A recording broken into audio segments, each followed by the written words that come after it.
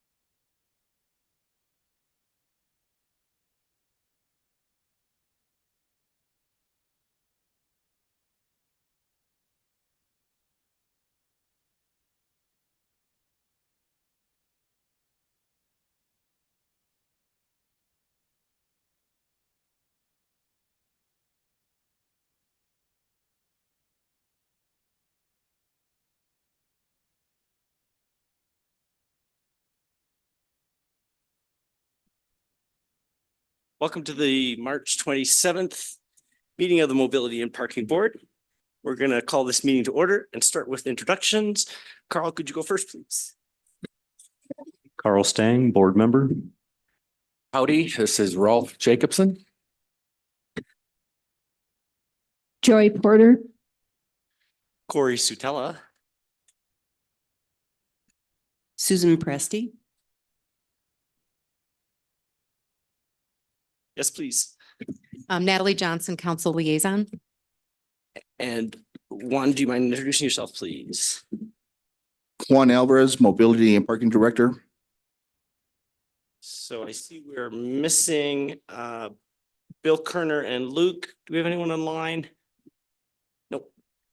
Roy is online. Roy is online. Yes. Okay. Welcome. The first order of business is we will ask for an approval of the agenda. Anybody like to move to approve the agenda? Please? Corey, I move that we approve the agenda. We have a second. I'd second. Susan, thank you. Any discussion about the agenda? Hearing none, please indicate your approval by raising your hand, board members. It's approved unanimously by those in attendance. Approval of minutes. I think we don't have minutes yet from last meeting. Is that correct? James did provide the minutes. You read it?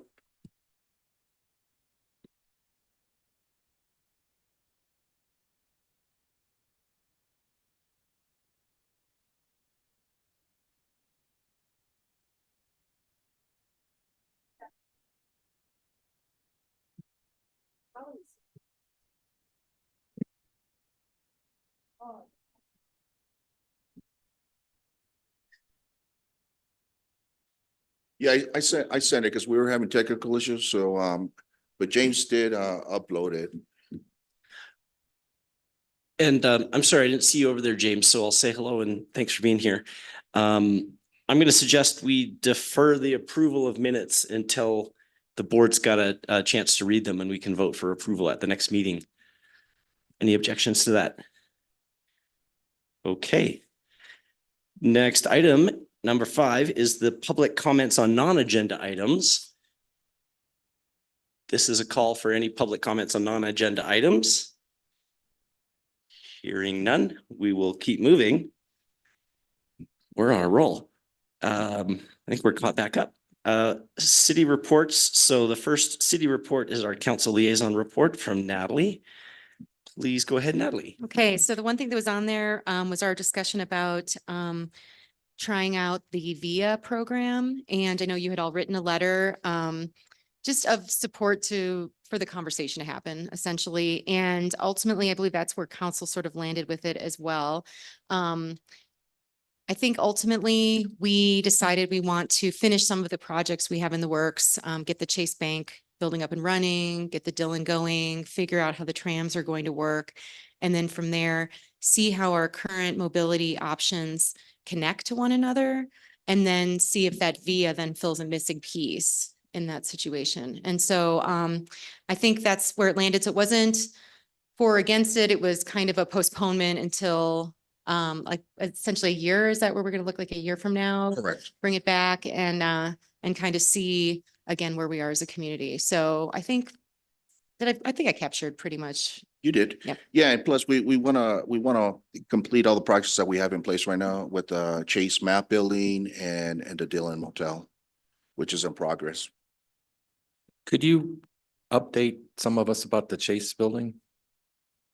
Sure. So right now we're going through the design phase. It should be right now, we're waiting for the permits to come in place for them so that we can put out an RFP for the general contractor. And we're looking at probably, once we put it out, that's probably going to take about a month. And then it should take about, they're looking at June, July, early July to complete the project. Yes, sir. So has the use of the Chase building already been decided? It sounds Well, like, it's a small location. It's basically just going to be for our, myself and our staff. so we're just gonna use it as office space and It's not anything basic, else? just office space. And so the consideration of trying to use that as a transit center or stop has been The, tabled? the only thing we'll have at that location that we'll probably use it for is, for our tram, storage. And we're also looking at possibly to also connect our ATVs, that we use, for parking enforcement. But that's the only thing we'll be using it for. So your parking staff cars would be parked there. Correct. And this will be, we'll also have visitor parking for people who are coming in for permits, to pay for citations or dispute anything that they're. So you would move out of the pool 100%. We will move out of the pool and then I will, instead of, right now I'm at Public Works, so we'll be collectively all together. Great. We're looking forward to it. And can I just make a comment on that? We did discuss maybe at a future MAP board meeting to talk a little more holistically about the plans with the Dillon, the plans with the Chase, and how that might impact Hiawatha. Mhm. And I think we will have maybe a chance to dig into that in some more detail in the future. I'm not I'm not up to speed completely on how firm any of those decisions are at this point, and it seems like something this board might want to comment on. So we have asked to have that on a future agenda item. Natalie. I do have one more thing to add. I'm also liaison to the Metro Board, and Ralph, I don't know if you were going to give this update. Or is Metro on the board on the agenda? Okay, then I will, they purchased, they did close on that parking lot that's just east of the Schmishny lot on the west end of town. So that closed last week. So they are looking at that as additional parking. So it's the buildings immediately east of Schmiske lot. I don't know how many buildings are actually there. There's one big one and then there's a bunch of small ones. They've been unoccupied, legally unoccupied for a long time. There's been tremendous amount of issues with those buildings. The owner was needing to sell. There was no way of renovating those buildings. So I am afraid that they will be knocked down because of the economics and other issues. And then that will probably be the Schmiske lot will double in size then. So we hate knocking down more buildings. It wasn't being used as lodging anyway because of the health issues, the state of the buildings. It would never be able to be renovated to have more housing in the city. So I just want to stress that tremendously is that we're not trying to knock down buildings to put parking lots. That is not what our goal is or anybody's goal anymore. But for the interim, this is why we would be able to have that property. We would be able to use that property. In the long run, this helps out all residents in Manitou. If you think about that the Metro bought that lot, we knocked down that building. I think it was almost 20 years ago now. And that lot is used for residents. So I just want to stress that we are not trying to increase congestion on the west end of town. We're not trying to encourage more people to drive to the west end of town. However, in this one particular situation, I think it's a good fit. Otherwise, I would have been against it. And that building is, it can be redeveloped in 10 years, 20 years, what have you. So it's not building a garage on it. It is just going to be more surface parking. I think it will help out to alleviate parking issues, especially with residents. So I know it's probably pretty shocking for a lot of you to realize that that is what we're doing, but that is what we're doing. Moving forward with that, we did purchase it. And now we are spending money to remove the asbestos, getting bids on demo and possibly getting that up and going for more additional parking on the west end of town. So any questions on that property? Maybe I'd say, Ralph, would it make sense? And if you're willing, maybe we could put as an agenda item for next meeting, a little more comprehensive update from the Metro Board about the overall vision and kind of plans and how this fits in. Yeah, I'd love to do that. Obviously I couldn't really publicly say anything because the negotiations until it actually closed. I know a lot of people have known about it, but it is closed now. We do own it. And Shimmy obviously is the force behind the district now, and he's handling that. But I just want to, tell you all that we're not taking away housing. We are not trying to demo historic buildings. It's just that economically those buildings cannot be saved. Kind of like the Dillon, kind of like La Fun. Other historic buildings have to sometimes be knocked down. I'm against it always, but in this time, I felt confident enough that I could support this. And it will have easier creek access then. It will open it up. I encourage everyone to drive by there and take a look. The previous owner is still there for the next few days. So we haven't actually taken physical possession of it, even though we do own it. We've allowed him to stay there for a while. Ralph, I'm going to jump in there. We're going to Yeah, get I'm back to sorry. our agenda here. I think we would appreciate a more comprehensive update if we could put that on a You got it. future agenda item, if that's all right. You got it. So that's it. Thank you. Yeah, thanks for that update. I wanted to ask Ralph a question. Is it designated historic? No, Okay. Yeah, I didn't think so. Okay. It's not within the boundaries of the historic district? I think we'll be looking at that. Okay. Okay, so we are on city council reports. So we heard about, got the update on VIA. We got a little side update on the Metro District purchase. Natalie, anything else that you'd like to share from council? Not off the top of my head, if something comes up throughout the meeting, well, Great, thanks. And any other questions for Natalie before we move on? Okay, so next up, we've got the staff reports, and I'll turn it over to Juan. All right, can you put the PowerPoint, James? Okay, just to give everybody an update where we're at right now with the Dillon Motel. Right now, we just completed the asbestos abatement. We were expected to have CSU remove all the gas and electric components that are still there at the property. And that's gonna be done by April 15. We did confirm with D2, who is doing the demolition for the rest of the property. They're gonna be starting on May 1st.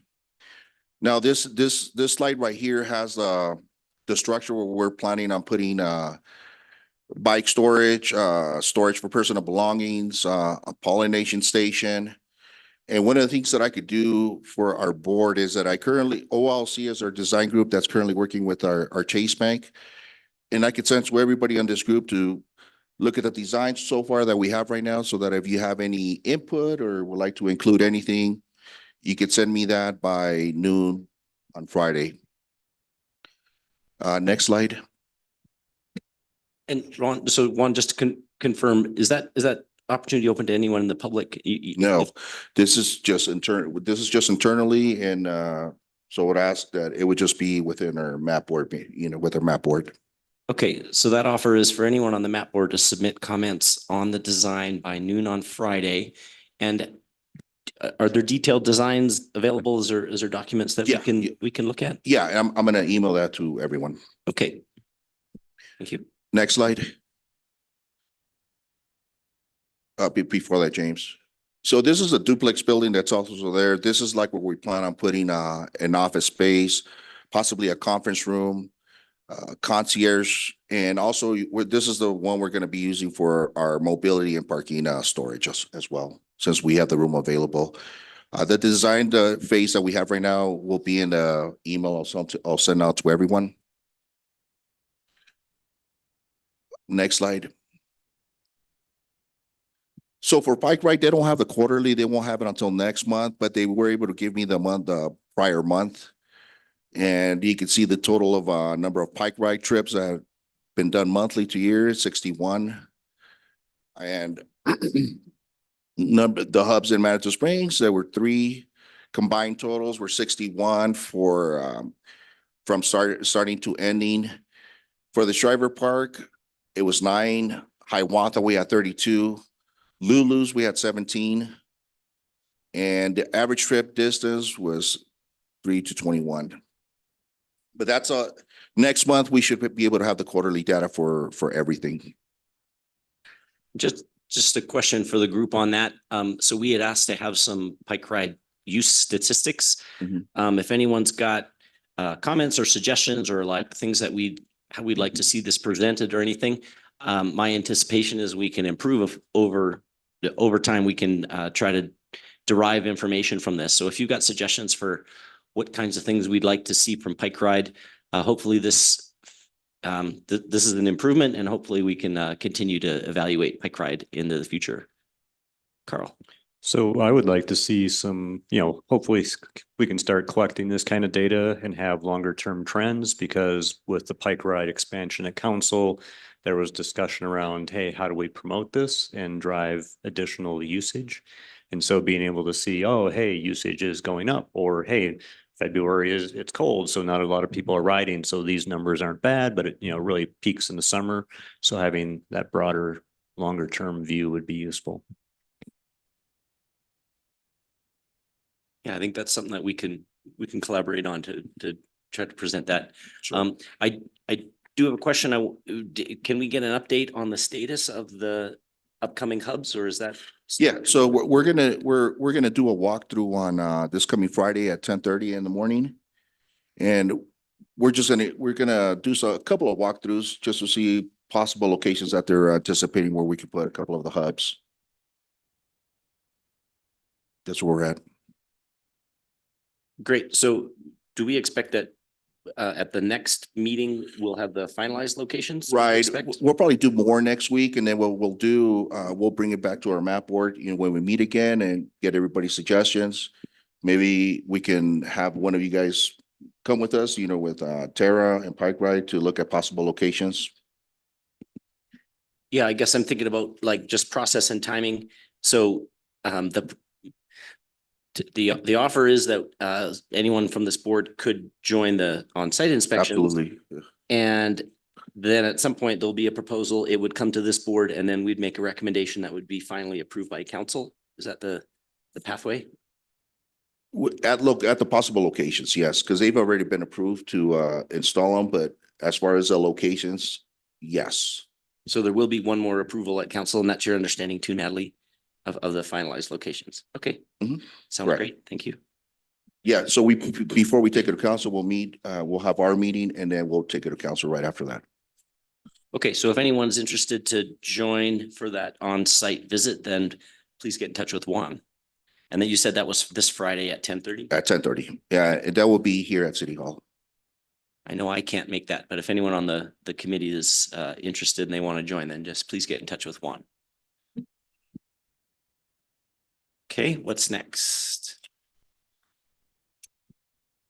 So look, I know we had questions about the progressive rates.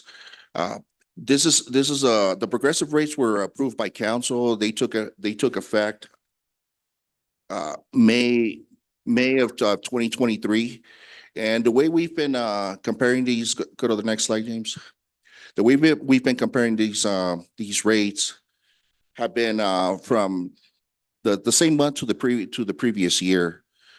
Well, one of the things that I wanted to put on before we move forward, when we talk about progressive rates, one of the biggest studies that Shoup made was that he's been doing ongoing studies, reviewing studies from like 1935. And one of the main things he spoke on is that back then, the owners of most of the businesses were the ones that wanted like their employees and their workers to park away from their businesses so they can have visitors park in their areas. And that for them was generating revenue for their businesses. And that was Donald Speck talks about it in page 44. Next slide. This talks about our goal at the parking location management space is to be between 85 to 92% in occupancy. Next slide, James. This is just a glimpse of how we compare them. and this is the code, this is the occupancy chart that was approved by council. And these were done by studies that we've been doing. So to look at like for as a comparison in zone one, last year from January in 2023 through March, it was $3. And because it was over 95% in 2024, we ended up increasing it by 50 cents. The top portion is a formula that we use to either increase or decrease the rates for the following quarter. So at the end of March, I will be doing another study. I will be gathering data, and that will determine the rates for this next quarter. And what we'll do is we'll compare it to April of June of 2023 to see if we're going to increase or decrease that rate. So a question on that one. So council approved the increase, is that correct? Not the increase, the formula. The formula. Okay, so Yes. this is administered by staff. Correct. Natalie, are you able to comment at all about the support and acceptance or discussion, or are you hearing anything from council about the progressive parking rates? It was a big issue when it came in. Now it's administratively in the hands of staff. At this point, yeah, we have not discussed it as a council. Okay. And then Juan, your plan is that basically you'll be adjusting by quarter, basically looking at previous year. Correct. So at the end of this quarter, I'll get the data and I'll do an analysis, and then I'll compare it to the previous year. Okay, Especially because now we have a full year worth of data. okay. Any other questions about the I progressive have one, parking? Go ahead, Susan. since this is new to me. Juan, do the zones include parking lots, or is this just on-street parking? Well, so we have several, so we have the economy lot, which is a $3 rate, and then we have the standard area, and then we have a premium area. So those are the three that we really, not so much, we don't do the economy area, but we do the standard and the premium, where we increase the rates. The reason we don't do anything for the economy lot is because we have a $3 flat rate. We either increase it $1 or decrease it. Juan, I have a question. You know how the residents have the 50 hours, so they can spend their 50 hours. If it gets up to 1150, they can spend it there. They could spend it there. It deducts those credits Okay. until they zero out. You're welcome. And the resident credits are by hour, not by price. So they get a better deal if they park when it's up at the, They get a better deal, for sure. kind of what you're getting at, Joy. Carl? So two questions. One, is it possible to see the occupancy rate data for the year?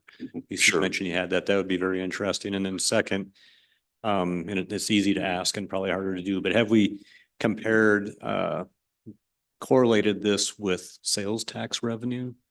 Right? Because a lot of folks say, oh, hey, progressive parking is going to ruin my business, right? Or, and conversely, hey, progressive parking is going to increase business, right? And so trying to do some comparison with downtown sales tax revenue would be an interesting Sure. So, analysis. yeah, so the answer to your first question, we will have that at the end of this quarter. We'll have those numbers, so we'll have the data that we'll present in our next board meeting.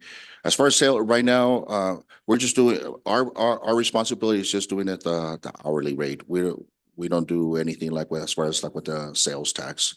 That would be more finance. Yes. So I know Neil puts that together for the chamber and I believe for the city as well. And so that is available. It'd just be, again, through a different department or through the chamber. So we could get you that, but it would be through Neil. Yeah, if we get the occupancy rate data and then we can get that from the chamber, yeah, we could do it ourselves. I'll work on getting that for you. James?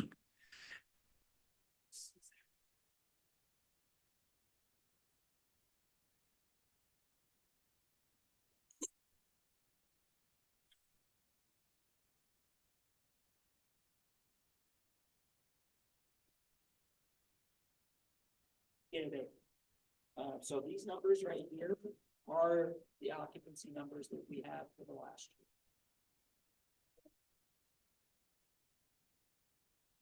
Each quarter for 2020. So you're saying the number at the top of each column is the occupancy rate for the quarter? The average peak occupancy. One of us are using the highest occupancy of each day average across each quarter. So the highest, I guess the peak occupancy for each block of 3 months is that number at the top. So for January through March, the average peak occupancy was 101. And we'll get numbers too, Carl, so that you can see how it totals up to that percentage number. I've got just one more comment about the progressive parking, and it is going to come up when we get into our book study. When we did our approval for the progressive, when this board voted to make the recommendation, one of the things that was tied to that, and it's mentioned in the in the Walkable City book, is tying the increase in revenue to infrastructure improvements, particularly in the spot where the higher rates are. And the idea was that would drive more acceptance of this concept. It sounds like we're not getting a lot of pushback on the concept, but I'm still interested in future to see how we can document and communicate about the improvements that we're able to make as a result of this, not just keeping our parking rates, occupancy rates where we like them to prevent people from driving around and hunting, but also to see the direct improvements in infrastructure. Yeah, but a lot of these improvements is public record. A lot of it, the majority of it goes into our sidewalks, you know, our infrastructure for the entire city. Okay, so in future, maybe that's something that we can work offline on that and see if we can help to tell that story a bit better, so we can demonstrate the benefits of this. Sure.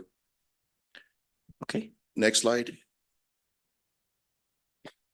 So James can talk, you could put the agenda back up, James, so you could talk on the C-Click fix, Mountain Metro, and then SRAM agenda.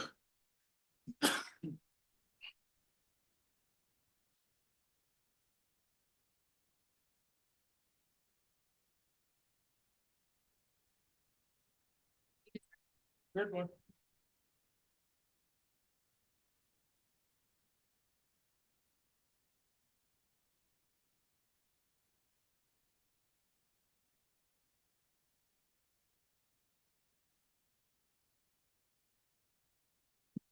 Okay, for the C-Click Fix report, we had a total of 4 issues that were assigned to the Mobility and Parking Department in the month of February. And they all pertain to either parking signage or the access to the mailbox there that's on Canyon Avenue. And detailed in each of these pages is going to be all the steps that were taken, whether it was addressed directly or if a work order was created to address it. And that's all going to be listed and time-stamped. And then it's also going to show where everything occurred, more or less a photo of the issue that's occurring. And it details everything that we've done to either resolve the issue or if a work order has been generated to correct it.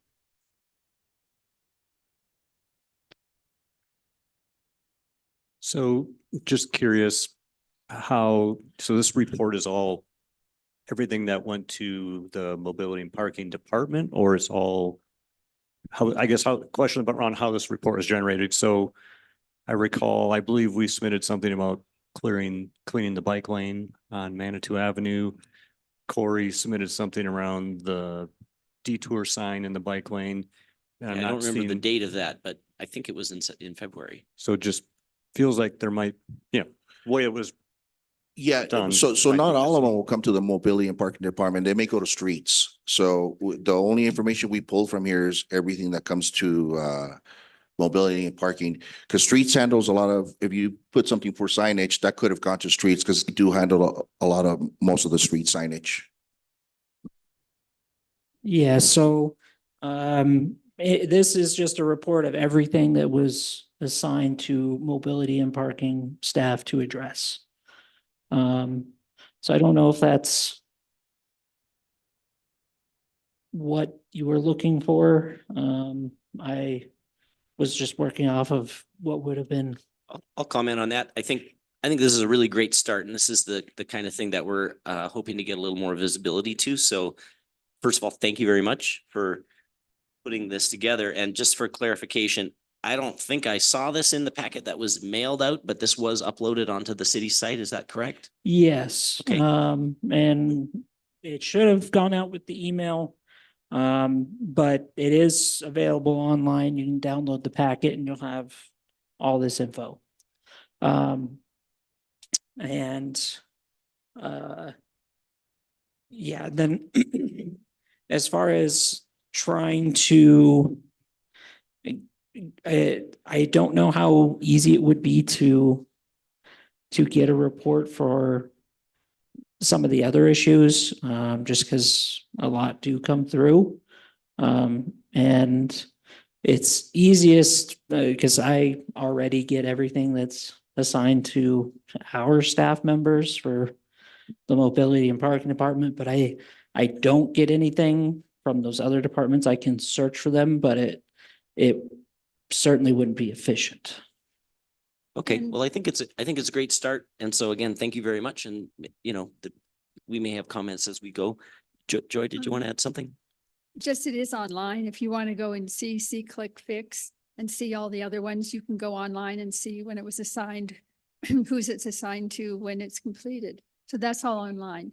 And this was in the packet because I read it. It was in the Thank you. packet that was uploaded, but not the packet that was emailed out to board members, correct? Well, I always look at the online one more than the mailing because then I can download it to where I want it. So. Right, right. And to add to that, so when we get a request for C-Click Fix, it gives us a certain amount of days and we need to complete it by that target date. If for some reason we need to order signage and we don't have it in place, then we would have to place an order and we can extend that date. But it'll notify whoever put the request in, how many more days it will take for us to get that issue addressed. Any other questions about the C-Click Fix report for this month? All right, let's keep going. Metro Transit ridership. Yeah, James.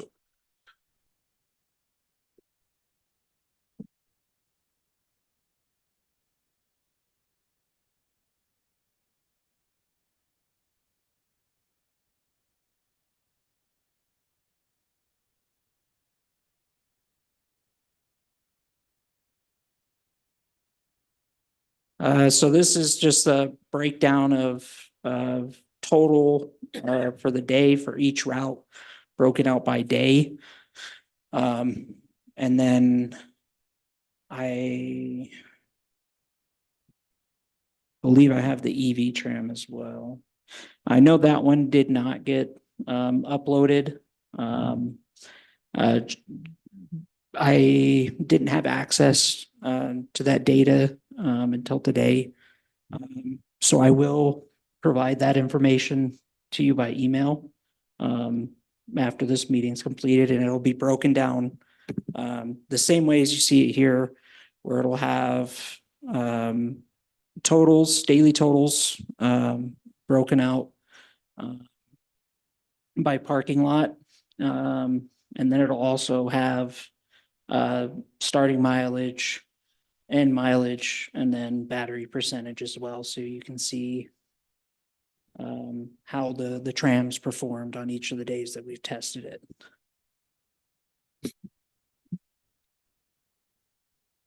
Comments about the transit Yeah, you Go definitely ahead, see Ralph. that visitors are not using the bus as much as our residents are using them during the week. You can see Monday through Friday, and then they go down on Saturday and Sunday, just the opposite of what we need, but at least our residents are using it during the week to get into town. Couple of comments. So one, I was actually surprised that Route 3 had higher ridership than 33, which obviously it'll change come summer. Right, But that's pretty cool, right? right. That's going on. And then you think of, 20,000+ trips, if everybody had been driving their own personal vehicle and trying to find parking, that's pretty cool, the impact of that. So, I mean, I'd love to see more data like this and again, collect longer term trends and try and really highlight the benefit that we're receiving. Because I think transit kind of gets sold short by some folks. And so just being able to highlight that from a parking and, impact from vehicles Yes, not on and the road. correct. And this is going to help us out a lot because one of the challenges that we have is that, especially when it comes to employees or workers, is that they don't, if they have families or they have to go get their kids, they don't want to go through the entire route of the bus, to go around. And these are the few that take their vehicles, instead of and that's where we can possibly look at using the trams to possibly take them from their locations and maybe assign them to a satellite parking where they can get a better price for their parking. And by the way, Joan and I took the opportunity to ride the electric tram this weekend. That was super cool. And we rode from Schmitzny all the way to Hiawatha, and it was super convenient. Right. And staff was super friendly, opened the door for us, gave us first class experience. So I encourage everyone to make use of that for getting around downtown. No, thank you, Carl.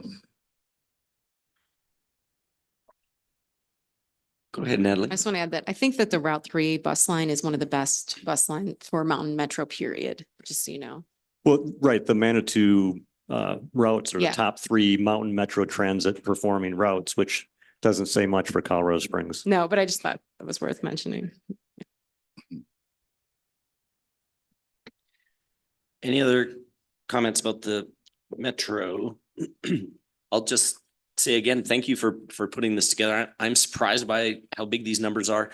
I could see Carl's eyes lighting up as mine are about as an engineer to maybe start digging into some of this data and looking at trends over time. Rolf, I heard your comment about residents versus visitors, which seems like a reasonable conclusion, but we maybe don't know for sure. And so there could be some more digging we could do. I see there's a bump on the 23rd and 24th. And I was trying to remember why that might be. And I don't know. So there could be a lot of stories that we could draw out of this, and great to see this data. So thank you. I believe the weather was fantastic that day. Okay, maybe That that's makes it. a big difference. Okay, I think next we have the E-Tram testing. Is that right? He's gonna email that information. Oh, that's not available yet, but it'll be emailed out. Is that right? Yes, that's correct. Okay.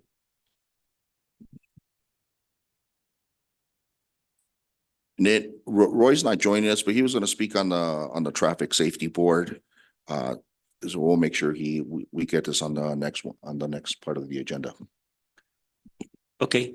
Yeah, and as a reminder of that, we were, the request from the board was we'd like to know more about the status and the activity of that traffic safety board and whether there's should we be getting regular updates and how can we be an effective liaison possibly with that? So we'll look forward to that for next month. Okay. And so that brings us to the end of staff reports, correct? That's it. That's all the staff report. Any other questions on staff reports before we move on? Nope. So I see we've got no old business on the agenda. And so presentation and discussion next is a discussion about the potential requirements for infrastructure pilots. I had asked Juan to put this on the agenda. I have the opinion, and we've talked about this sometimes before, and there's general support for the idea that we would like to try pilot infrastructure projects in town. Particularly before we make a major change to a roadway, there's interest in doing some pilot studies. And the question is, could we come up with some of the parameters and guidelines for things that we'd like to measure in order to determine if a pilot is successful? So some things that come to my mind first, I mean, really, we'd like to understand our capability for measuring vehicle volumes and vehicle speeds, and that will allow us to infer maximum speeds and average speeds and transit times. And there's also would be a desire to measure other modes of travel. And we recognize that not all of that's really easy. So those kind of data, different modes of travel and volumes before and after we implement a pilot seem to me like the really obvious thing that we'd want to implement. And now it's what we'd like to hear from the board is what other things would we want to try to measure and record if we were going to perform an evaluation on a infrastructure pilot program? Any comments? Joy? I just had a question. What do you ask? It's really is a brainstorming exercise right now to say what kinds of things do we think we would like to evaluate if we were to implement a infrastructure pilot? Could you give an example of what an infrastructure pilot is? And it would have to go to city council. We couldn't just decide to do something. It's a city council thing. We just recommend. A pilot might not need to be approved by council, or it might. I mean, I'm not sure that that's 100% clear, but I think we've talked several times about our desire to do some pilots before we would make any hard infrastructure changes. And so we want to get into the practice, the habit of kind of flexing that muscle. And if we were to do so, what would we want to do to prepare to do those pilots? That's how I'm looking at this. And I guess I must have missed a lot of those discussions somehow. But I think it's worth finding out where we stand with council. Because I don't think we approve or do things like that involve money. Carl? So a comment, I believe, Joy, you're correct, but I think it's more us making recommendations and staff having some latitude to try some infrastructure pilots. And obviously, when the scope gets to a certain size, it has to go to council for approval. But are there things, and then the one that kind of pops into my head, just to throw an example out there, is there's been some discussion of potentially closing Cannon Avenue, or that first tiny little section by the right off of Manitou Avenue, where there's like the triangle, so traffic could easily drive around, and closing that for community space or for, restaurants or some, kind of more community focused use. And so, hey, could we put up some temporary planters to, block it off? So it's cheap and easy. Try it for a week or a day or whatever, and, capture data about the impact, positive and negative, of whether that's, viable to try elsewhere. And that helps. I just am concerned when we're doing things and different projects, there's a lot of different groups involved in Manitou. We can't just suddenly do a street closure because we want to see and get some data. I think we have to be a lot more thorough in evaluating what we're asking or recommending. I think that's great input. We should put together a plan, and the potential impacts and, what other groups we need to interface with should be part of any proposal that we move forward. And you are correct, Joy. One of the things that I understand is it really depends, especially like, for example, I know in the past we've brought up using possibly El Paso to use it as a bike lane. Something like that, from what I've been told, does need approval, just because the fire department needs it for an emergency use. So we would have to get approval even from PD or fire, for some instances. But then there's some, again, that, like Carl mentioned, that if it's not affecting anything, it's possible, especially if it's a small project, it may be feasible. Thank you. So treat this as as an invitation to consider it, right? So the infrastructure changes, major infrastructure changes would make a big change. It makes sense that we would do a pilot before we would make a major change. What kinds of things, what kinds of things would this board recommend that we would examine if we were to consider some pilot projects? And make recommendations for a pilot. And yeah, and then of course they would have to for sure be approved by safety services, and we wouldn't want to do them in absence of discussion with council. Natalie. Can I add to the conversation, like the Dillon Motel? Since that's something that may be less needed for cars during certain times of the year, that could be programmed as well. So I think when you're thinking about things, it might not actually have to be a road closure. It might just be, turning a parking lot into a market or a beer garden or whatever.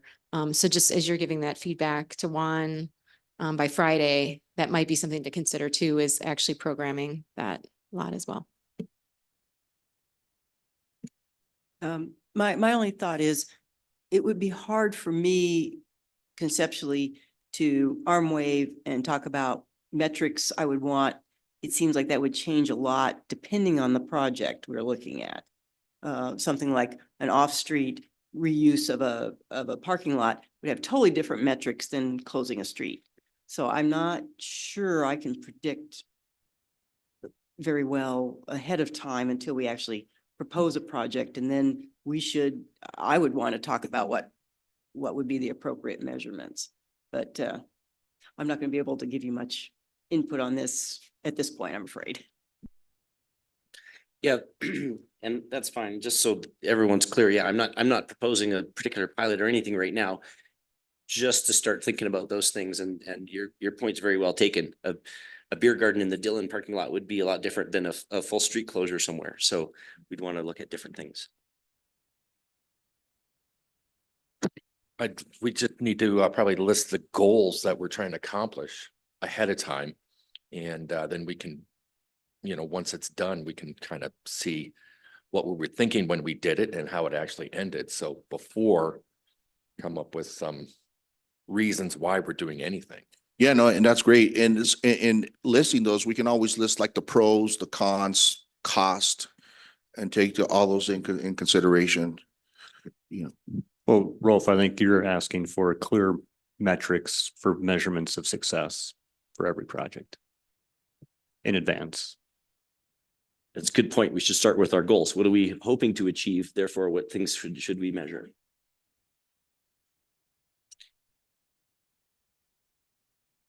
Any other comment or suggestion about that? Okay, I think we're ready to move on to the book study. I'll turn it over to Juan. You got the PowerPoint.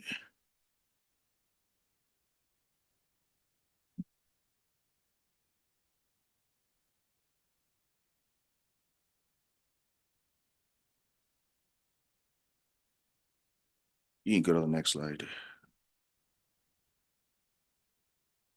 Okay, so based on the four sections that we read, what is Manitou Springs already doing well in these from these four sections?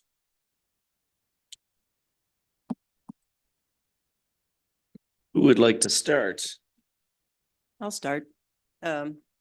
So I had about 5 different things I thought came to mind when I read through this. Obviously, we've already talked about the progressive parking fee structure. We're working toward a good solution on that, but it's moving in the right direction. One of the things he mentioned is businesses, if you're going to use transit, businesses should not be car dependent. And I think that's true of most of the businesses in Manitou. So we're pretty well along the way. Speed limits, if we can enforce them, I think that's the big issue. But our speed limits are reasonable for safety and for slowing traffic. And I was really amazed that he recommends curb parking. And obviously we're doing that, and our spacing is good. It's very tight. It's as tight as it can be. The fact is those big SUVs can't really park in our parallel spots. But he recommends curb spacing for safety and that it enhances the walkability of the sidewalks. So that was antithesis to what I would have assumed, but I thought that was very interesting. And we're already doing that. So those were my takeaways that we're already doing well. So just one thing to piggyback on that comment, Susan. I mean, it is interesting, right? Because really what he's advocating for is a parking protected sidewalk, right? So, you know, if you've heard of parking protected bike lanes, but you know, most people don't transfer that to a sidewalk. And so, for example, like if you are walking up Crystal Park Road, you know, the first section by Savelli's, you feel very uncomfortable because the sidewalk is this wide and the cars are coming by that far away. And then you get around the corner and then you have parking along the way and the sidewalks, you know, buffered from that. And you can smell the air and, you know, see the sunshine. And then you get to the corner and then you're back and there's no sidewalk, right? And so it really highlights that different walking experience and how that can be a benefit. So. And that's a good point that it's not consistent across all of the city. It's the downtown area is really good, but not necessarily across the rest of town. That's a good point. I didn't think about that. Thank you. The other thing, in addition to what you mentioned about the progressive rates, it's just to continue using the RPP areas where we share parking with employees. Just sharing that, looking at school, looking at churches to make that available for employees. Also the rear angle parking was a huge one because their trunk is in the rear where they're safer. They're exiting towards when they get off the vehicle, they're exiting towards the sidewalk, and it also protects cyclists. And it's very easy for them to pull out. So a comment on that, if I may. So, I mean, again, you know, he says, hey, reverse angle parking is better because it gives the drivers better visibility as they're exiting, which is safer for other users in the road at that time. I will say our reverse angle parking is a bit uncomfortable as a cyclist because like if you were coming westbound, it's really a lane shift. And so as a cyclist, you're trying to move over because there's reverse angled parked cars there, but the motorists behind you are not always going to give you space. And I've been buzzed very closely many times entering into that reverse angle parking. Yeah. And it's totally uncomfortable and uncool. Right. And he does mention that it is a challenge to get used to it. But once you get used to it, it does, in many municipalities, it does work because if you're pulled in and you do have people in the rear, you know, loading things, you're going to have less amount of space. Well, so I agree that it's better for cyclists, for people exiting the reverse angle parking. I guess what I'm trying to say is that transition from normal Manitou Avenue to reverse angle Manitou Avenue there's room for improvement there. Right. And if you could improve that transition, then it would be better. Yeah. And I think one of the things that I liked about it, if you watch people letting the kids out of their car, and there's a lot of kids getting out in the summer, and I'm always worried when I'm driving by because the kids dart. And when it's rear angle, they're going to dart towards the curb rather than to the traffic. And when you see parents with lots of kids and lots of commotion, I just think that it's safer for children, which I was really impressed with. The other thing I think that we do well besides that is how we change the lanes in Manitou. And that was one of the things he brought up is that, you know, you narrow the lanes, you eliminate lanes, which we did, which is a real compliment.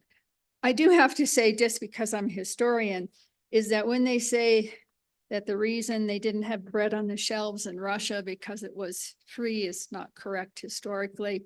And the other thing in Rochester, New York, they didn't become depressed city. They did that because Kodak and some other companies closed down. It wasn't with their roads.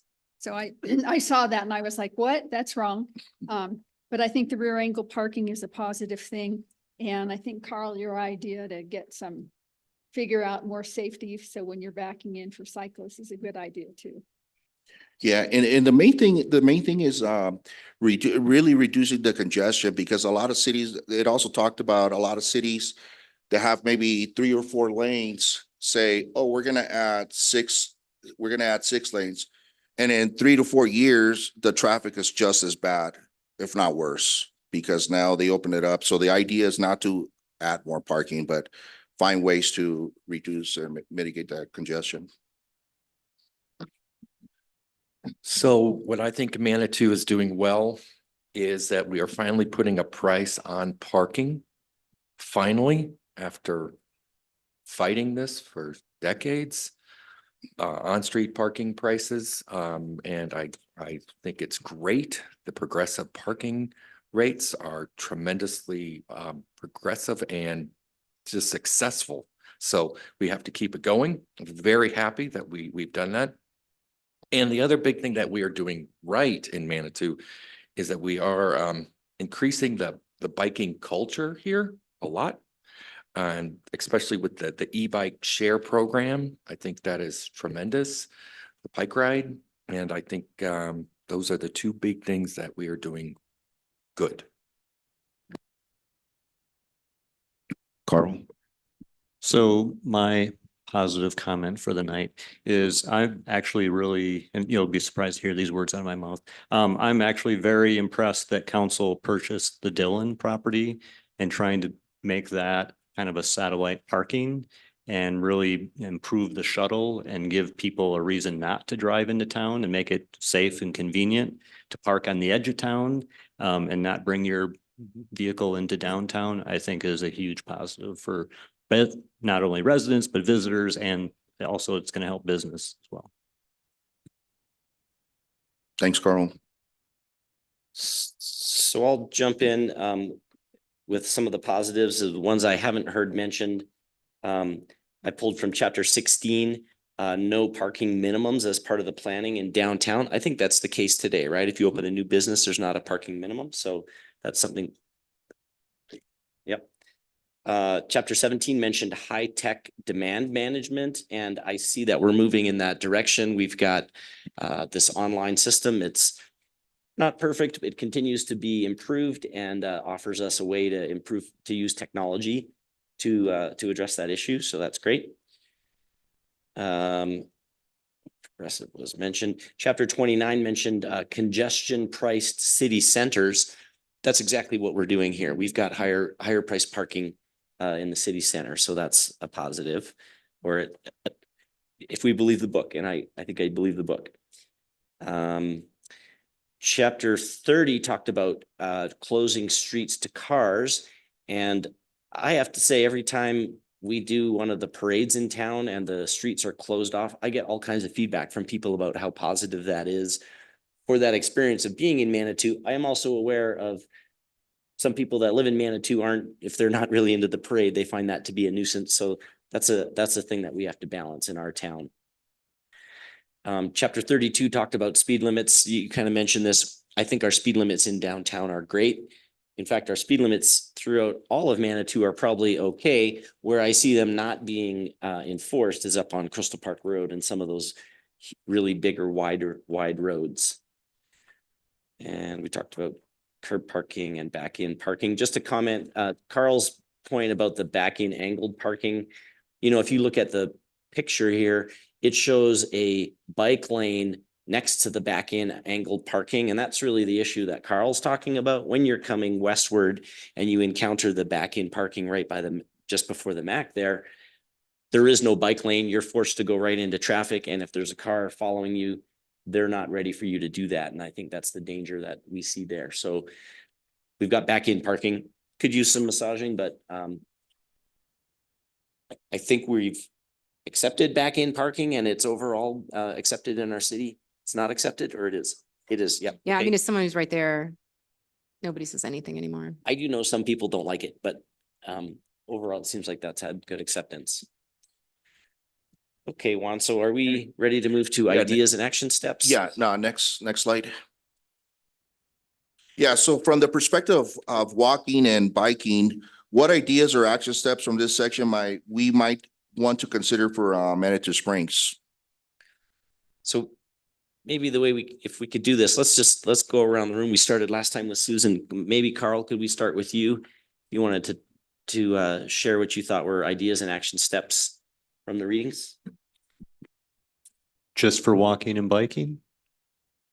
Well, I would say, so a lot of what we read about was really focused on parking. And so the way I approached this was I just read every chapter and I pulled out ideas and action steps. So I don't think you need to limit it to walking and bike. You know, I would say ideas and action steps from the reading. Yeah, like I took walking and biking from what I read, so it could be different for you. Yeah, I mean, for me, the idea is to have a creek walk trail that is truly gateway to gateway, connected, clearly signed, and, you know, obvious for someone who just pulled in from Oklahoma or wherever, right? Mhm. And how to get from edge of town to edge of town, and for that matter, to get into Colorado Springs, you know, be connected. And then, you know, I already mentioned, I think the Dillon parking lot is really important in trying to drive incline users and, you know, the COG users to use that parking lot. And the way we do that is to have a shuttle that's frequent, free, safe, clean, and runs, you know, during the hours that they want to use the incline and the COG. Mhm. And so really kind of connecting that together is really important. Rolf, do you want to go next? Okay, I'd like to talk about the walking. In the book, it always says that walking needs to be interesting. The view interesting, and it needs to feel safe for the pedestrian. We are not doing well with that from Memorial Park to the pool. We're doing just the opposite. I just walked it today. I walked to Sheldon's to pick up my truck. And it is not a safe feel. It's not an interesting walk. And that is something we really could do. We don't have to do a complete makeover like we did in downtown and west, but that is something we are not doing. And I did not feel safe walking there, and it was not interesting. And it's an area of improvement that I think that is we need to push heavily. The sooner the better. Thanks, Rolf. Joy. And that's one of the things I was noticing is it has to be a pleasant experience. And some of those areas are not pleasant besides the safety, and how do we make it? They had a chapter on that.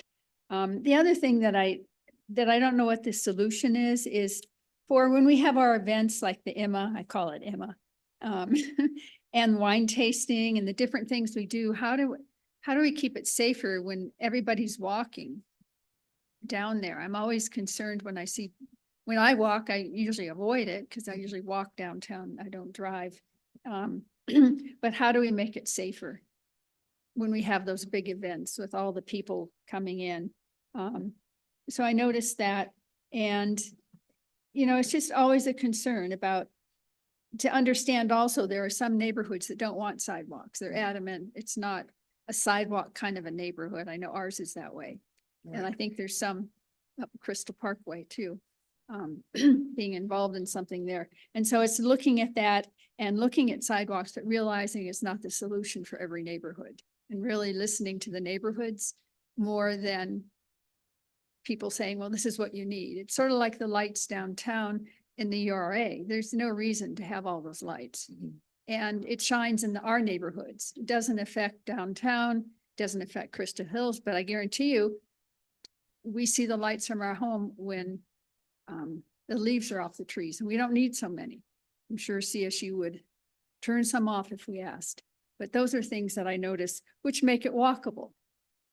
You know, I don't think it's a pleasant experience to walk where all those lights are. Right. You know, you could do every other light and still enjoy the night, but those are the kinds of things we need to look at too, and really listen more to the neighborhoods and the residents, and not just listen to them, but maybe do some of the things that they're asking for. Mhm.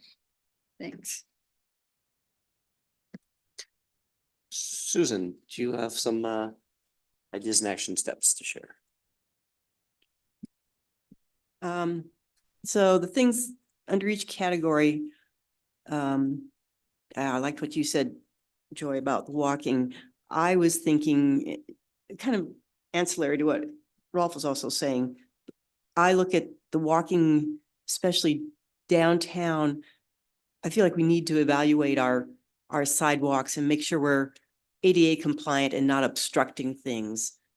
It's lovely to have a cafe bistro table out, but if it's right next to a planter and it becomes too narrow for two people to pass at once, I feel that it's not safe for, and not accessible for ADA, and it takes away from the enjoyment for residents and our visitors. I took a real leap on biking. You guys are probably going to kill me because I don't know what you've spoken about before, but I thought applying his principles and what he's been talking about, that there might be an opportunity to revisit one side of the parking on Canyon Avenue to make it a bike route. That double-sided parking is dangerous because people are getting kids in and out of the cars on the street side there, and grandmothers. Also, it's not wide enough for big vehicles, and sometimes those cars don't get over enough even for our first responders to get their vehicles through. And it would tie that section of road to Lover's Lane, which is probably a preferred biking for folks who are trying to avoid the main street. But just a thought, that's a long range, very long range sort of thought. On parking, it's important to incentivize our remote parking. We talked about our progressive rates. We want to make sure we're encouraging people to use those remote parking, and also special rates for locals and employees to use those remote lots as we develop them. I think that's an opportunity in the future. And on the shuttles and trams, things we've already said, frequency of shuttle is critical. He said that. We've talked about that before with Metro. If we don't make them short intervals, 10 minutes to 15 minutes at the max, they won't be used, but they're key to long-term improving our accessibility, I think. Those are my thoughts. Thank you, Susan. Juan, do you want to go next? I've got a few on here, but I'll just Sure. jump in the ones that don't get mentioned. So for walking and biking, I would say for both apply induced demand. So for sidewalks, I would say the same thing, evaluate the sidewalks, because some of these sidewalks are too narrow. I think if we focus on and capitalize where a lot of pedestrians use those sidewalks and expand them a little bit more, they're going to use them. And the same thing goes for biking. If you create those bike lanes, it talks about once you create them, you're going to get those bikers. Some of the things you would need to invest in that are to start, for pilots that we were talking about earlier, is purchasing barriers to use for pilots. And also look at strongly at enforcement for speeding, because in order for people who walk and use biking, they need to feel safe. So I think that's a big focus on, to work closely with law enforcement. For parking, I'd say capitalize on where people, like I said earlier, where people have to walk and bike, where they park their vehicles. And just look at the boundaries to optimize the number of cars that are parking to keep everybody centralized. For shuttles, using them for analyzing when people are using them the most, especially those for businesses and workers, so we can utilize them and take them to their desired areas with, and having them feel safe as well, especially at nighttime. And they just making routes convenient so that people can use them. Go ahead, Carl. Just one comment. It'll be really interesting to see when we get the E-Tram running.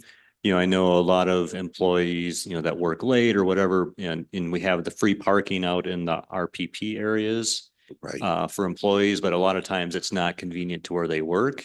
If the ability, oh, hey, I can go park on the west end in a free RPP area and take the shuttle to where I work and get dropped off, whether we'll see kind of, uptake with that, it'll be very interesting. No, that's a great point. I agree. Okay, good comments. And for me, again, the way I did it was I kind of did it by chapter. And so most of these were more related to, well, actually, parking and streets. So a couple of things I wrote down. Chapter 28 was talking about tearing down a highway to make ped zones. Real fascinating. That's always a debate. We've got one highway that goes right through the middle of town. I love it when we've got these big events, but boy, I wouldn't want to have to get my car through in those times. And it, there is a tension here in Manitou in this little canyon that we live in. So I'm not sure we don't have the flexibility that some places have to tear down a highway and turn into a ped zone. But I love the ideas and talking about, that little strip next to the clock on Canyon is that a place where we might be able to create some public spaces with some temporary closures. Chapter 31, what I wrote down here was the infrastructure to reduce speeding. This is a real issue there's Crystal Park Road, and is it Crystal Hills, the one that goes with the underpass? That road is way too wide and it really encourages speeding. So that's a place where our infrastructure encourages unsafe behavior, and that's, I think, an opportunity that we could address. Chapter 32 talked about education related to travel times and average speeds. And this is where I was really interested in the pilots, and actually wrote down the comment that Joy had made was, what kind of council support would we get from some of these street changes, and what kind of data would council want to see in order to say, okay, yeah, we might make a change to a street. We did kind of already talk a little bit about tracking crashes and collisions. We've got a good start on reports to our board, and we're going to learn more about the traffic safety board, but we've got the C-Click Fix reports coming in. So I think that's an action that we're already taking. Chapter 64 mentioned having Uber zones. Is anyone aware of discussion about rideshare pickup or drop off zones in Manitou? Natalie, The beer festival has had specifically reserved, maybe Wine Fest too, but they've had Uber drop off zones. And I think they've had mixed use. This was a couple of years ago though, maybe even before COVID, but it'd be worth talking to them about how that worked, but they definitely have utilized them for events. do we know anything about how Uber and rideshare works during like Emma Crawford and some of those bigger events? I could certainly, there's a chamber board meeting tomorrow. I could certainly ask them. That'd be interesting to know, like rideshare, I think, continues to increase. So, what impact does that have and what might we want to do to prepare for that? So again, chapter 16 talked about no parking minimums, and we've done that in the downtown. I don't know that there's an opportunity to change our planning code at this point to remove parking minimums in other parts of the city. We just did a code revision, right? And so as I understand it, parking minimums are still enforced in most parts of the city. That's against the recommendation in this book. I don't know if we'll ever get the appetite for that, but I wrote it down as an opportunity. The book said it should work, but when I listen to some of the planning meetings, it's really all about parking. Oh, you've got a new business. Well, what's that going to do? How many parking spots are you bringing in? So, I probably might disagree with that. Just because if you don't have parking minimums in some places, you have development, there's no place for people to park. So I think they look at, planning does, and they really study it. Those neighborhoods like Ruxton, Agate Hill, if they didn't have parking minimums and there's things being developed, it would just be disastrous for people. And that's just something that I think that was under discussion almost for a year, with input from residents, input from the community, and it's a protection for us. in the neighborhoods. And I think one of the surveys is do we pay more attention to the tourists or to the residents? And this is one that is really for the residents.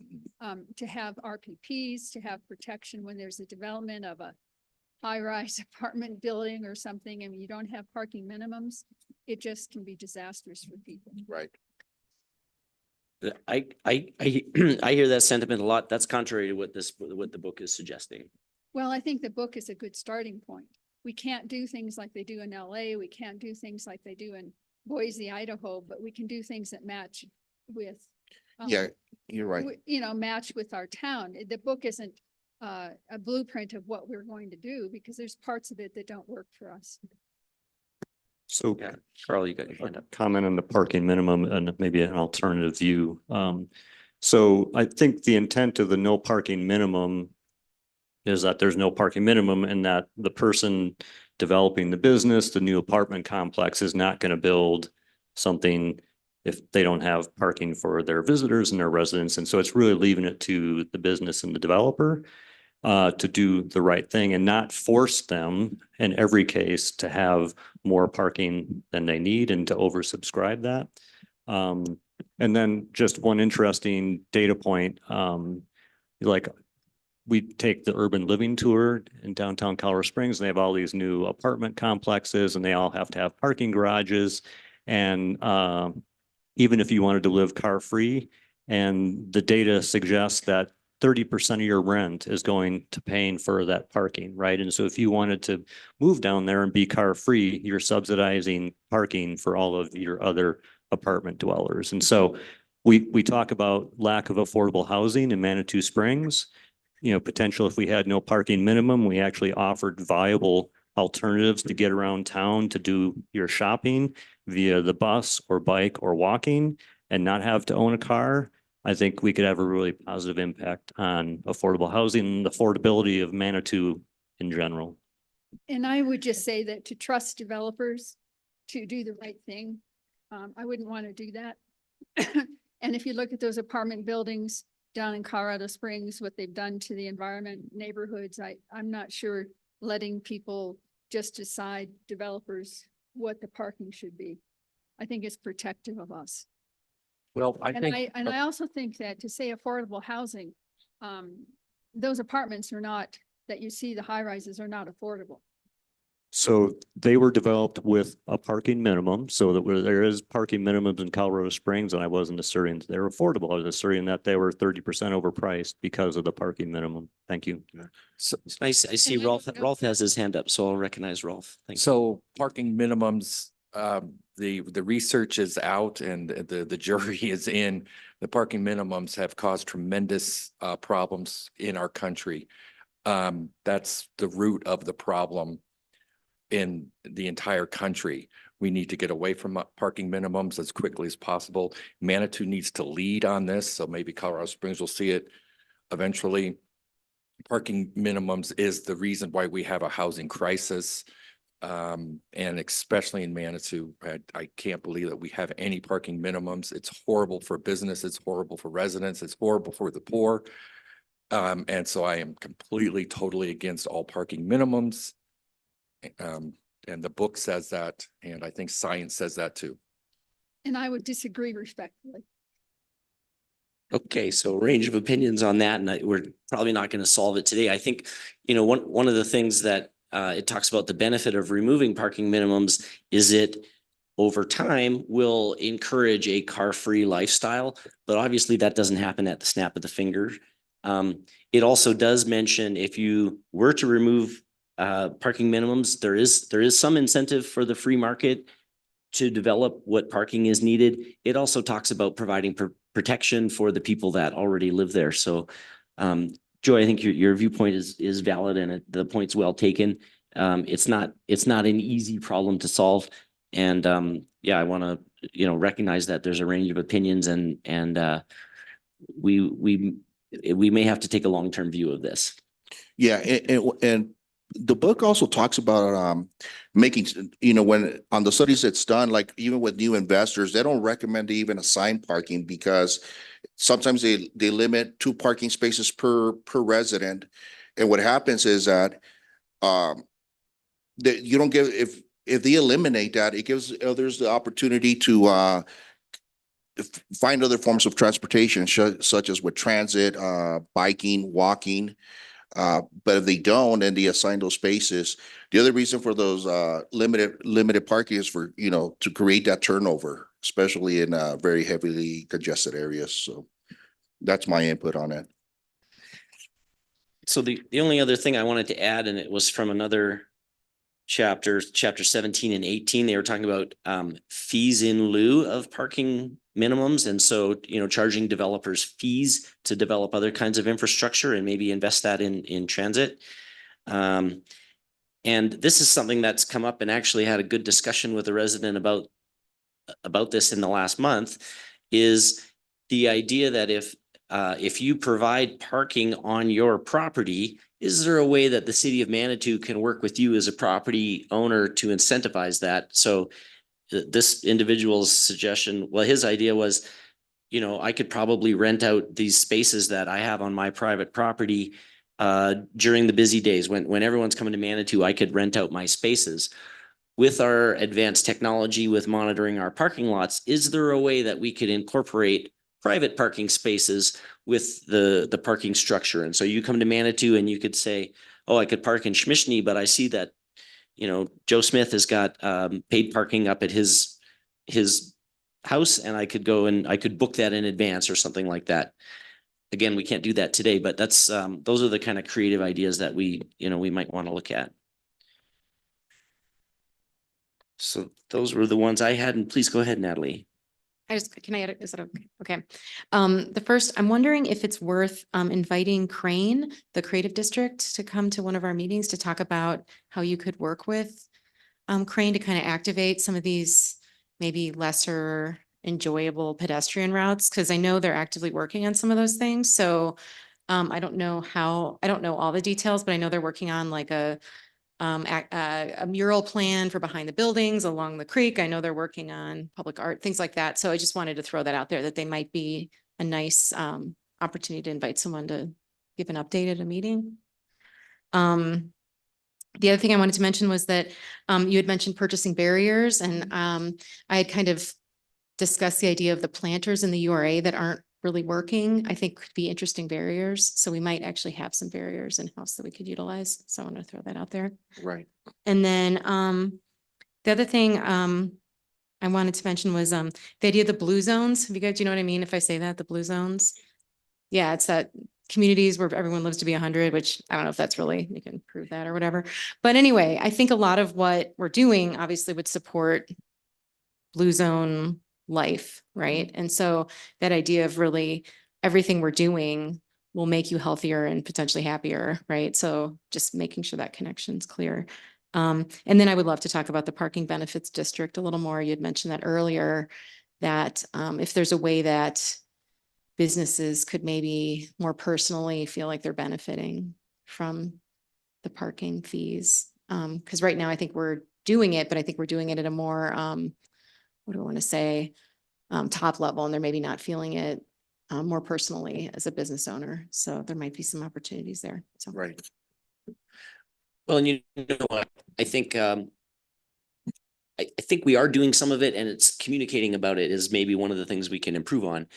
I remember hearing at a few council meetings ago that some of the parking enterprise funding was going to be used for street lighting. And my first thought was, well, boy, what's the connection there? But, if you could say, look, we collected this much more from our progressive parking rates, and we were able to improve street lighting, not so it shines at Joy's house, but in places where, everyone agrees that we want more street lighting, then that's a direct benefit. And there's maybe an opportunity to talk some more about it. And I think I just was thinking more specifically, like we have a business improvement district, and that generates probably about $20,000 less than it requires to maintain the sidewalks in our downtown. And so they're looking at increasing that tax potentially at some point. I'm just say that vaguely because it's like just a conversation. So I don't want anyone listening to freak out right now. But that idea that that the businesses aren't generating enough money to currently support the bid, which is, I think, around maintaining the sidewalks, snow removal, those kinds of things. So I think there are some direct opportunities. That's all I'm saying. No. Next slide, Jim.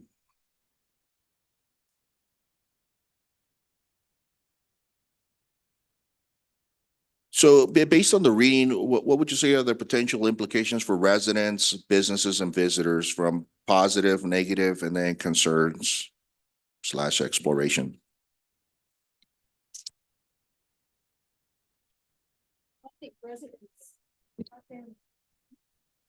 I think residents are fairly positive about Manitou. I mean, in the survey, it came out that most of us enjoy living here, that have been here a long time. I think businesses still probably need some education about progressive parking, because while we see the benefits of it, I'm not sure that is really seen. And I think the idea of improving the sidewalks and tying it to the enterprise money would really be a good thing to do. And visitors are still coming in large numbers. So they must be coming here for a reason, and we want to continue that because that's our bread and butter. When you look at some of the communities in Colorado in the Eastern Plains section, they're just closing down. They have boarded up windows. There's no one living there. Schools are shutting down. And so we need to really keep our visitors here, but somehow protect the residents. So to me, you know, there's positive, negative, and concerns in each area. And I think this group really, you know, caught the essence of it when we talked about the book. Thank you. Other comments? Yeah, I'll say to piggyback a bit on what Joy's saying, or I'm not sure if this was your point, but my just observation looking around in Manitou, I hear from people, especially from Colorado Springs, that say, oh, I won't go to Manitou anymore because because of the parking situation. But it doesn't seem like we're short on people that want to visit Manitou, and that just seems to be continually increasing. So we're either doing something right or they're finding out, but they are coming.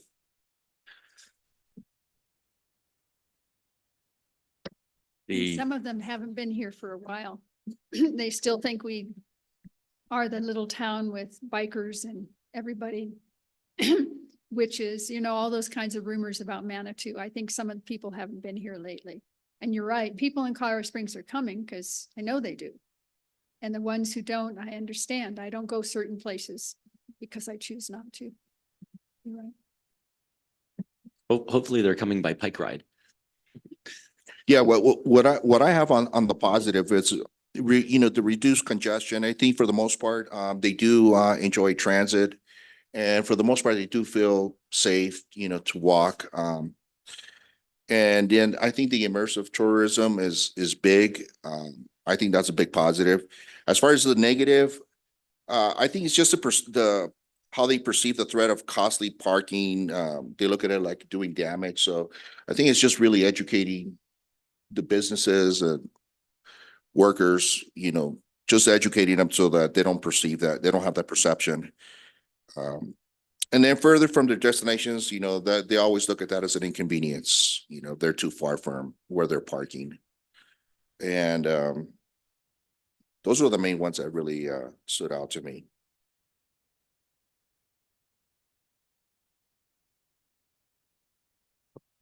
Okay, well, I guess we'll keep moving Okay. along. Next slide.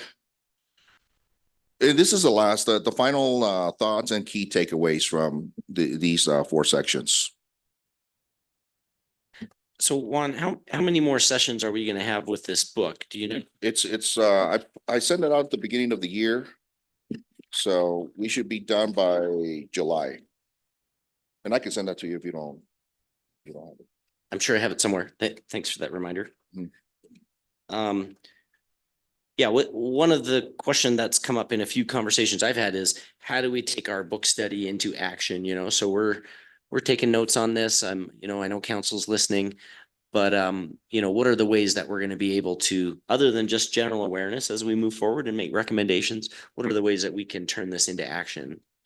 Well, once we finish all the reading and we compile all the information that we're gathering, then we're going to start putting action things in place, such as pilots, things that we can, our goals, just like Rolf mentioned, and start putting them into action. Okay, and just so we're all on the same page, we are compiling, we're taking notes, this is getting written down, and then is it you're envisioning we'll have sort of a final report after? We will, Yeah, at the great, end. great. Okay, any other final thoughts and takeaways about the book study? I love the book. I hate it when it ended. Wanted to keep reading it. I'm gonna read it again. It's some of the, I have a hobby of following urbanist YouTube videos for a long time. And this book is against some of it, like the parking on the streets. I think about it a lot differently now. That's opened my eyes to that. I always thought it was a bad thing, but it's actually a good thing. So I love the book. I'm gonna read it again.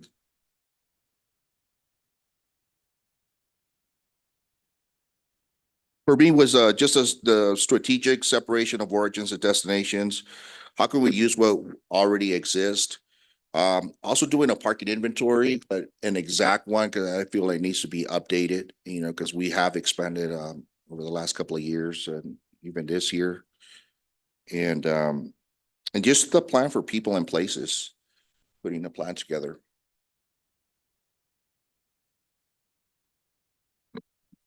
I'll add one thing. I mean, one important takeaway for me from, you know, from all this is when we do this planning and put these projects together is I think we need to keep in mind that, you know, people's transportation needs don't end at the border of Manitou Springs. You know, a lot of times they're traveling to Colorado Springs to do shopping or work or wherever.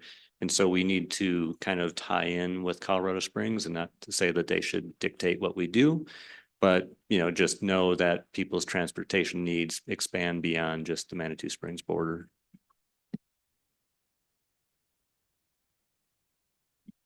Good comments. Okay, well, I'm not ready to move along, or, That's all we have. okay, last item on our agenda is board correspondence. So this is our chance to just say what's on our mind or what we're hearing or make suggestions about future agenda items. I'll start with Susan. Have you got any correspondence you'd like to share? Not at this time. Joy? Not at this time. Rolf? No, thank you. And Carl? I'll pass. And anything from you, Natalie? Okay, any final comments from staff? I also have nothing I want to share right now. James or Juan, last chance? Yeah, the one thing I did want to bring up is that we did discuss initially, I believe it was in January, about somebody from your board to do the minutes. Not yourself, but somebody from your team.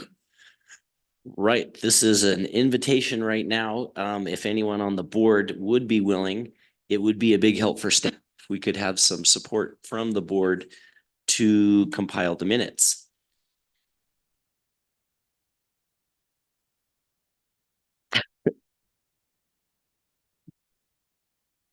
So, you know, taking minutes and participating is not a great skill for me, so I would pass respectfully. Dyslexic and went to Manitou High School, so I'm gonna pass. I agree with Carl. It's hard to be in a meeting and take minutes. And my solution has always been to record the meeting and then go home and write the minutes from the recordings, but I'm afraid I'm kind of overcommitted at this point to be able to take on one more task on one more of my boards. So who's not here? No. Bill, Luke.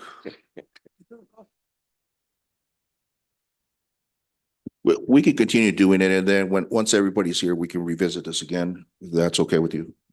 Yep, we can talk about it some more. Okay. Go ahead, Natalie. I just realized, so the Manny Awards are April 11th here at 5:15 PM. So I just wanted to mention that. The Manny Awards. Manny Awards. Okay, hope to see some of you I might be at the eclipse, I think. Yeah. Okay, well, then we will adjourn this meeting at 6:41. Thank you, everyone, for your time.